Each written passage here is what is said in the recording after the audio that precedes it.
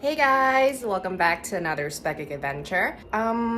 We are at Buttonwillow right now and it is around 7:30 at night. I am actually doing a solo track day because Tommy is actually not even in America. He's in Hong Kong right now visiting family. And right now I'm at my hotel. The room that they gave me, there were like so many flies when I came in at first. I turned on the lights and then you just kind of saw them scattering. Right before this video, I actually was on a fly hunt and I verified like 7 kills. I think there are still more, but that is essentially what I am going to be doing tonight, just killing flies. And this is the final one. No! No, it's not one.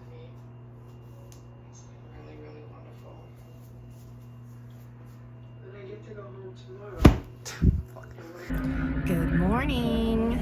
The temperature today right now is about 45 degrees. Relatively cool, and it'll probably warm up to about low 60s in the afternoon.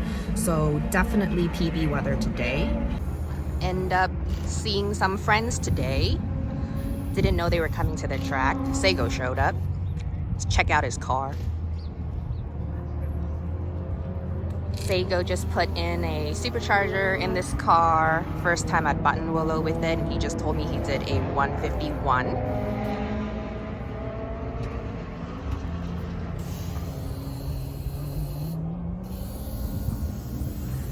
Race car.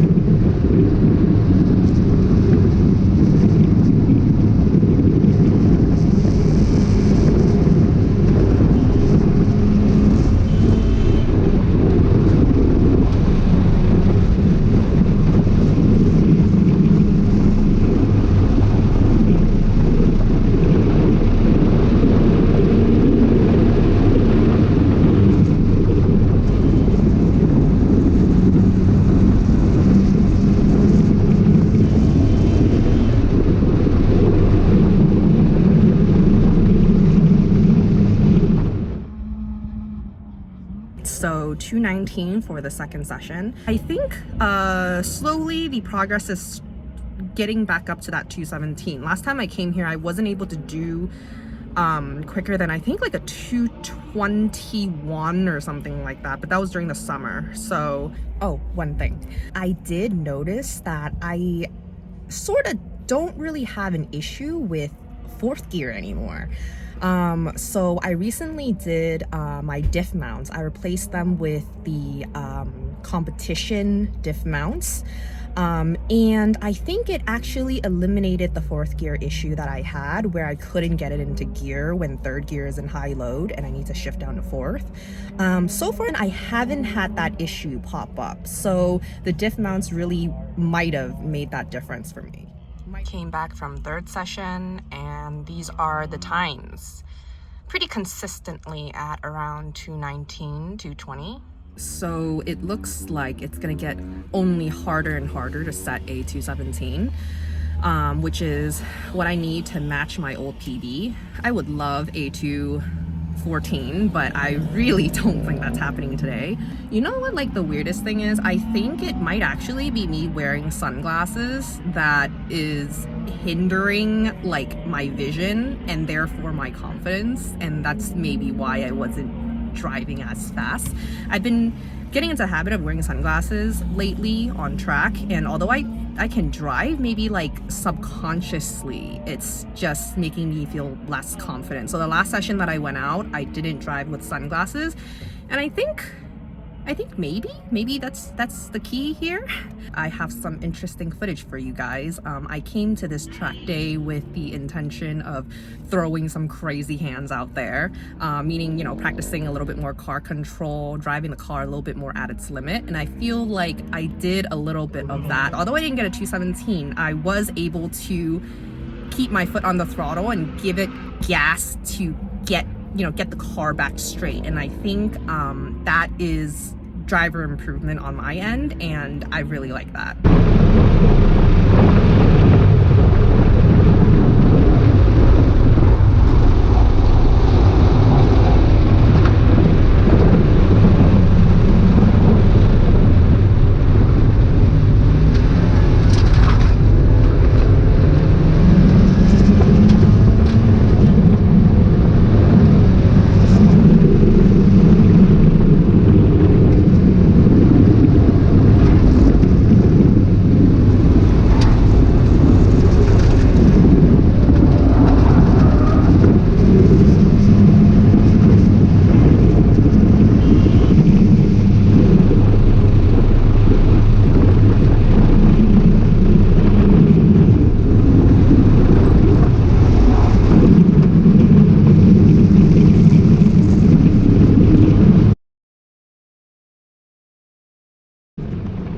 So for the fourth session, Seiko oh so graciously offered some guidance.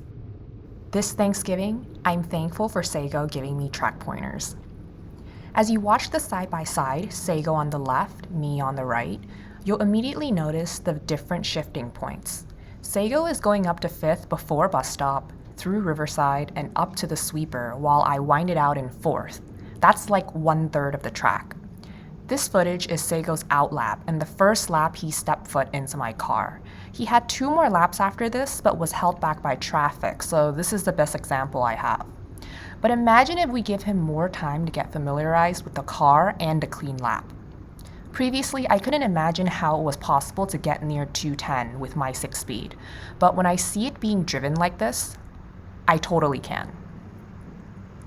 Later, he also mentioned I needed to rethink how I approached turn 2 and the sweeper. He said for turn 2, I was braking too late and turning too late, which swings me to the outside of the track. Instead, I should brake early, swing to the left, and hit the early apex. For the sweeper, instead of taking the traditional line and turning at a constant radius, I should treat it like the top of a triangle, trail brake, and take advantage of the rotation of the car to track out. I was already aware of this line and had tried it in the past, but I didn't quite understand how to take it properly and ended up slower than my traditional line. Because I didn't have big aero and grippy fat tires, my rear always felt too light for me to slam on the brakes to pivot. But sitting as a passenger, his braking didn't feel super abrupt, and it was more about rotating and modulating the throttle rather than an immediate pivot. I'm always complaining how there's not another fast stock Miata time I can reference, since most people tend to modify them way too much to be what I consider stock. But this session was immensely helpful and allows me to see exactly what my car is capable of. Thank you, Seiko.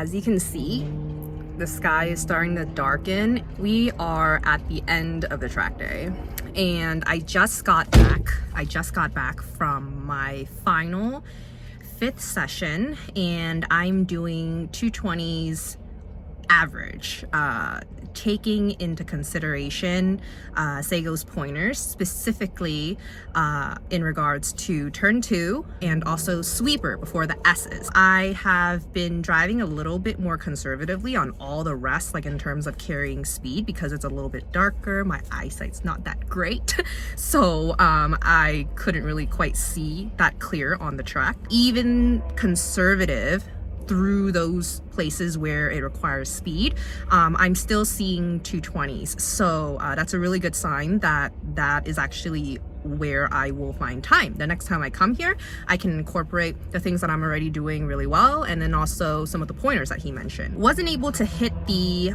even match the 217 or even get a 214, which was what I want, but I'm happy that you know, every single track day usually there's something that you take away from it, whether it is a PB or whether it's something new that you learn. So it's the latter for me this time around. Other than that, the car did really well. No issues so far, cross my fingers. On the drive home, everything ends up going well. Thanks so much for joining me on my solo track day. Stay tuned for another Spic adventure. Bye.